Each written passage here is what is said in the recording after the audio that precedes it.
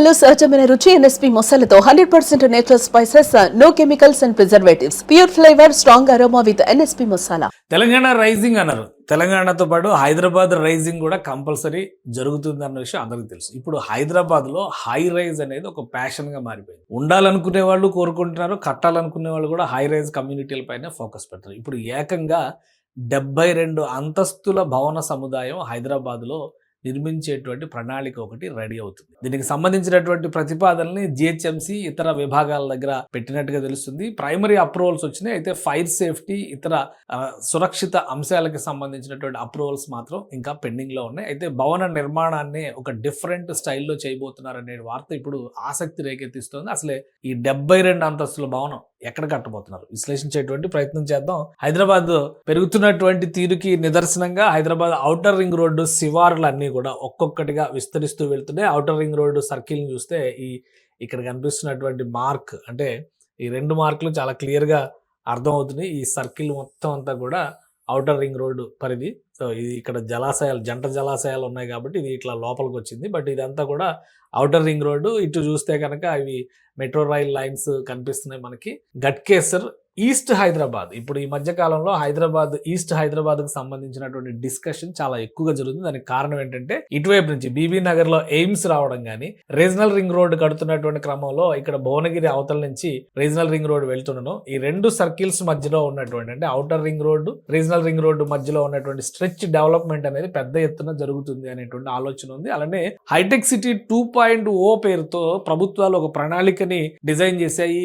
Look east policy పేరుతో east Hyderabad లో ఇతర ఐటీ అనుబంధ పరిశ్రమల విస్తృతికి బీజాలు వేశాయి. ఆల్రెడీ పోచంపల్లి దగ్గర కొన్ని ప్రాజెక్టులు వస్తున్నాయి అనేటువంటి మాట ఉంది. అలానే ఇక్కడ పోచారం రూట్ లో కూడా ఈ గట్కేసర పరిసర ప్రాంతాల్లో పోచారం దగ్గర సింగపూర్ టౌన్షిప్ ఇవన్నీ కూడా గతంలో డెవలప్ అయినాయి. అక్కడ ఇన్ఫోసిస్ అన్ని వస్తున్నాయి. ఇవన్నిటి ఫలితంగా ఈస్ట్ హైదరాబాద్ క్రేజ్ బాగా పెరుగుతుంది. దీన్ని అడ్వాంటేజ్ చేసుకునేటువంటి క్రమంలో ఒక నిర్మాణ సంస్థ, పేరు అప్పుడే రివీల్ చేయడానికి అవకాశం లేదు కాబట్టి పేరు చెప్పడం లేదు, ఒక నిర్మాణ సంస్థ ఏకంగా 72 అంతస్తుల నిర్మాణాన్ని హైదరాబాద్ లో ఘట్కేసర్ ప్రాంతంలో చేసేందుకు ప్రతిపాదనల్ని ప్రభుత్వం ముందర, అంటే జిహెచ్ఎంసి ముందర పెట్టింది. దీనికి ప్రైమరీ అప్రూవల్స్ వచ్చినట్టుగా తెలుస్తుంది. అధికారికంగానే ఒక విధంగా డీజీ ఫైర్ సేఫ్టీ అనౌన్స్ చేశారు. దీన్ని హైదరాబాద్ లో 72 అంతస్తుల భవనం రాబోతోంది.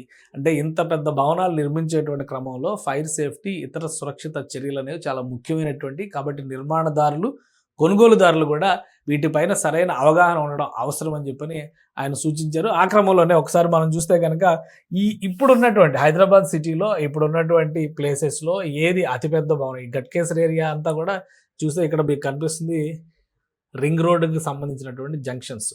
ఎలా అయితే వెస్ట్ హైదరాబాద్లో కోకాపేట లాంటి ప్రాంతాలు, నార్సింగి లాంటి ప్రాంతాలు హై రైజ్ జోన్స్గా మారినాయో, ఫ్యూచర్లో ఘట్కేసర్ పరిసర ప్రాంతాలన్నీ కూడా హై రైజ్ జోన్స్గా మారేటువంటి అవకాశం ఉంది. ఈ 72 అంతస్తుల భవనం గురించి మాట్లాడుతూనే మనం ఇంకా దానికి సంబంధించినటువంటి డిజైన్లు ఇవన్నీ బయటికి రాలేదు. ఎందుకంటే చాలా ఆసక్తికరమైనటువంటి ఇన్ఫర్మేషన్ అయితే తెలిసింది, అది షేర్ చేసుకోవాలి కాబట్టి నేను వీడియో చేస్తున్నాను. కానీ దానికి సంబంధించినటువంటి నమూనాలన్నీ వచ్చిన తర్వాత ఇంకా క్లియర్ పిక్చర్ ఇవ్వడానికి అవకాశం ఉంది. ఇప్పుడు హైదరాబాద్లో హై రైజ్ అంటే నంబర్ ఎంత ఉంది, ఏ భవనం ఎంత ఎత్తులో ఉంది అనేది కూడా ఒకసారి తెలుసుకోవాలని ఆసక్తి ఉంటుంది. ప్రస్తుతం హైదరాబాద్లో కోకాపేట ప్రాంతంలో నిర్మాణంలో ఉన్నటువంటి ఈ బిల్డింగ్ ఎస్ఏఎస్ క్రౌన్ అనేటువంటి బిల్డింగ్ 60 అంతస్తులతో నిర్మాణం జరుగుతుంది. ఇదే హై రైజ్, అంటే basement plus G plus 58 floors planning జరిగింది. ఇందులో మొత్తంగా 57 అంతస్తుల ప్లానింగ్ జరిగింది. అంటే బేస్మెంట్ గ్రౌండ్ కలుపుకుంటే దాదాపు 60 అంతస్తులు అవుతుంది. సో ఈ భవనం ఇప్పుడు హైయెస్ట్ టవర్ ఇన్ హైదరాబాద్ అనేటువంటి ఇది కూడా అండర్ కన్స్ట్రక్షన్లో ఉంది.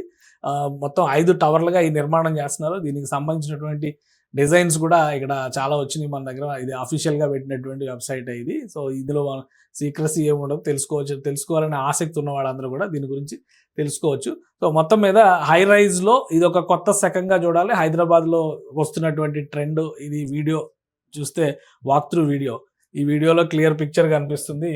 ఎటువంటి ఎమ్యూనిటీస్ ఇవ్వబోతున్నారు, హై రైజ్ కల్చర్ని ఏ విధంగా అయితే ప్రజలు ఇష్టపడుతున్నారో దానికి తగ్గట్టుగా డిజైనింగ్ కూడా జరుగుతుంది. అయితే ఇప్పుడు కొత్తగా 72 అంతస్తుల భవన సముదాయానికి సంబంధించి అది ఒక డాఫోడిల్ స్ట్రక్చర్స్ తరహాలో ప్లానింగ్ చేస్తున్నట్టుగా తెలుస్తుంది. ప్రతి 30 అంతస్తులకి దాని డిజైన్ మారుతుంది.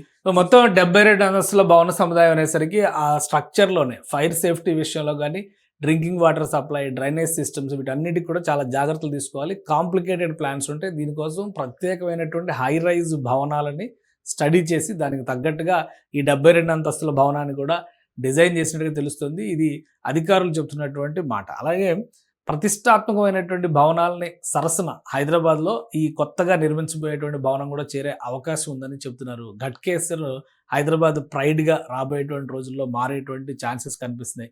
ఫైనల్ క్లియరెన్స్ రావడానికి బహుశా ఇంకొక నెలన్నర పట్టొచ్చు అంటున్నారు. అప్పుడు అఫీషియల్గా ఈ ప్రాజెక్ట్ లాంచింగ్కి సంబంధించినటువంటి అనౌన్స్మెంట్ వచ్చేటువంటి అవకాశం ఉంటుంది. అప్పటి వరకు ఈ SAS క్రౌన్ అనేది 60 అంతస్తులతో, ఎందుకంటే 57 + 3 60 అంతస్తులు ఇదొక ఎత్తైన భవనంగా భావిస్తున్నారు.